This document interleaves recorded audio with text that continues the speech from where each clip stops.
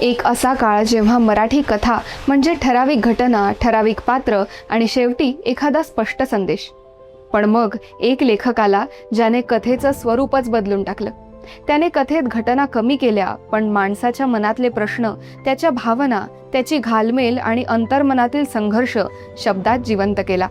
मराठी साहित्यात नवकथा या प्रवाहाला दिशा देणाऱ्या या साहित्यिकाचं नाव म्हणजे गंगाधर गाडगीळ. नमस्कार मंडळी, नाट्यविश्वास पुणे या आपल्या खास मराठी पॉडकास्टमध्ये तुमचं मनःपूर्वक स्वागत आहे. 25 ऑगस्ट 1923 रोजी मुंबई इथे गंगाधर गाडगीळ यांचा जन्म झाला. बालपणापासूनच त्यांना वाचन, निरीक्षण आणि लेखनाची आवड होती. त्यांनी मुंबई विद्यापीठातून अर्थशास्त्रात पदव्युत्तर शिक्षण घेतलं आणि पुढे अनेक वर्ष अर्थशास्त्राचे प्राध्यापक म्हणून अध्यापन केलं. अभ्यास, विचार आणि साहित्य यांचा सुंदर संगम त्यांच्या व्यक्तिमत्वात दिसून येतो. महाविद्यालयात असतानाच त्यांनी कथालेखन सुरू केलं. 1941 मध्ये त्यांची प्रिया आणि मांजर ही पहिली कथा वाङ्मय शोभा या मासिकात प्रकाशित झाली. त्यानंतर त्यांनी कधीही मागे वळून पाहिलं नाही. त्या काळात कथा बाह्य घटनांभोवती फिरत असत, पण गाडगिळांनी माणसाच्या मनात डोकावणाऱ्या कथा लिहिल्या. माणूस बाहेरून जसा दिसतो तो आतून तसाच असेल असं नाही, ही जाणीव त्यांनी आपल्या लेखनातून प्रभावीपणे मांडली. 1946 मध्ये प्रकाशित झालेला मानसचित्रे हा त्यांचा कथासंग्रह मराठी साहित्याला नवी दिशा देणारा ठरला. त्यांच्या कथांमध्ये मध्यमवर्गीय माणसाचं जग, त्याच्या आशा, अपेक्षा, नातेसंबंधातील गुंतागुंत आणि मनातील न बोललेले संघर्ष अत्यंत सूक्ष्मपणे उलगडतात. याच काळात मराठी साहित्यात नवकथा हा प्रवाह विकसित होत होता.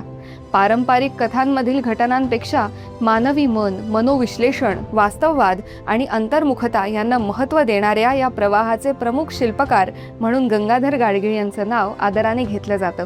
त्यांनी मराठी कथेला केवळ मनोरंजनाचं माध्यम न ठेवता विचार करायला लावणारं साहित्य बनवलं.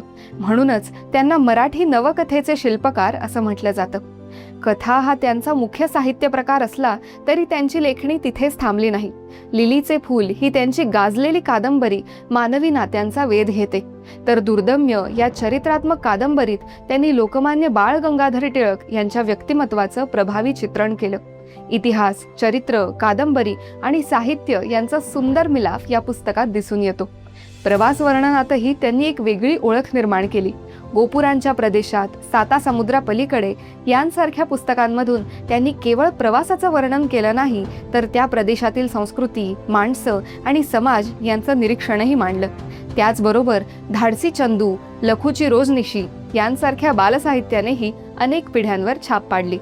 गंगाधर गाडगीळ हे साहित्यिक असण्यासोबतच अभ्यासू अर्थतज्ञ, विचारवंत आणि उत्कृष्ट विनोदी लेखकही होते. मुंबई शहरावर त्यांचं विशेष प्रेम होतं. मुंबईच्या इतिहासावर आणि संस्कृतीवर त्यांनी अनेक लेख आणि पुस्तकं लिहिली. त्यांच्या लेखनात शहराचा धडधडता श्वास जाणवतो. त्यांच्या लेखनाची दखल राष्ट्रीय पातळीवरही घेतली गेली. एका मुंगीचे महाभारत या आत्मचरित्रासाठी त्यांना 1996 मध्ये साहित्य अकादमी पुरस्कार मिळाला. त्यांनी साहित्य अकादमीचे उपाध्यक्ष म्हणूनही काम पाहिलं आणि अखिल भारतीय मराठी साहित्य संमेलनाचं अध्यक्षपदही भूषवलं. त्यामुळे लेखक, विचारवंत, साहित्य संस्थांचे नेतृत्व करणारे व्यक्तिमत्व म्हणूनही आज त्यांचा गौरव केला जातो. आज गंगाधर गाडगीळ यांना जाऊन अनेक वर्ष झाली असली तरी त्यांच्या कथा आजही तितक्याच जिवंत वाटतात. कारण काळ बदलतो, तंत्रज्ञान बदलतं, जीवनशैली बदलते, पण माणसाचं मन, त्याच्या भावना आणि प्रश्न फारसे बदलत नाहीत. आणि नेमकं हेच त्यांनी आपल्या साहित्यातून अत्यंत संवेदनशीलपणे टिपलं.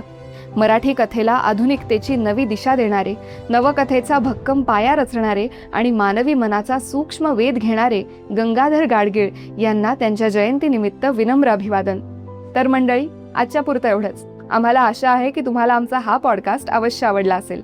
आवडला असल्यास लाईक व शेअर करायला विसरू नका. तुम्ही गंगाधर गाडगीळ यांची कोणती कथा किंवा पुस्तक वाचलंय का? कमेंट्समध्ये नक्की सांगा.